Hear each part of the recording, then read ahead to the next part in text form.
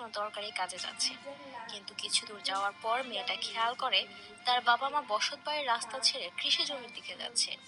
মেয়েটা অবাক হয়ে জানতে চেয়েছিল তারা এখানে কেন এসেছে, কিন্তু বাবা মা চাচি থেকে চুপ করে থাকতে বলেন। মেয়েরা চোখে মুখে তখনও খুব খুব ভাবছিল।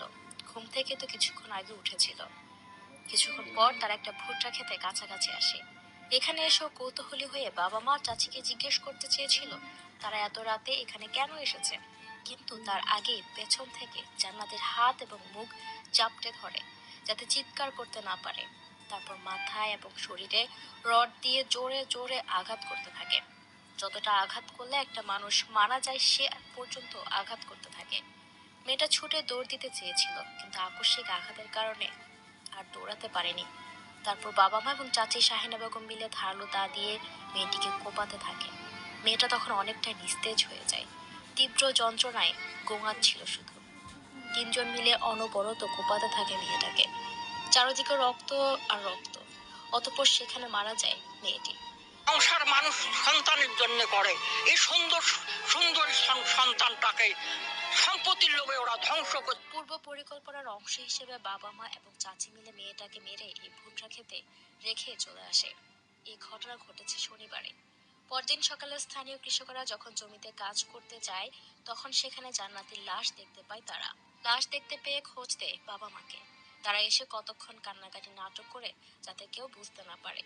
তারপর মেয়ের চাচা এবং বাবা মা মিলে প্রতিবেশী 27 জনের নামে মামলা করে।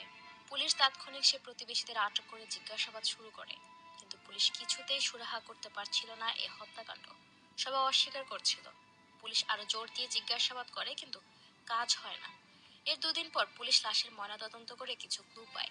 সে ক্লু ধরে পুলিশ মেয়েটার বাবা মা এবং চাচা চাচিকে জিজ্ঞাসাবাদ করার জন্য থানায় নিয়ে আসে।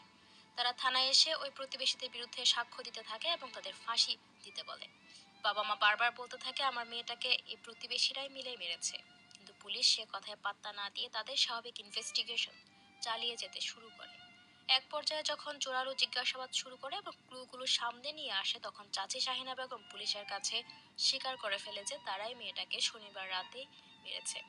বাবা মা তখন স্বীকার করেনি, কিন্তু চাচি শাহিনা বেগমের স্বীকারোক্তির পর বাবা মাও বুঝে যায় বাঁচার আর কোনো পথ বাকি নেই। তারপর মেয়েটার বাবা জাহিদুল ইসলাম এবং মা মোর্শেদা বেগমের স্বীকার করে যে তারা তিনজন মিলে মেয়েটাকে নির্মমভাবে মেরেছে।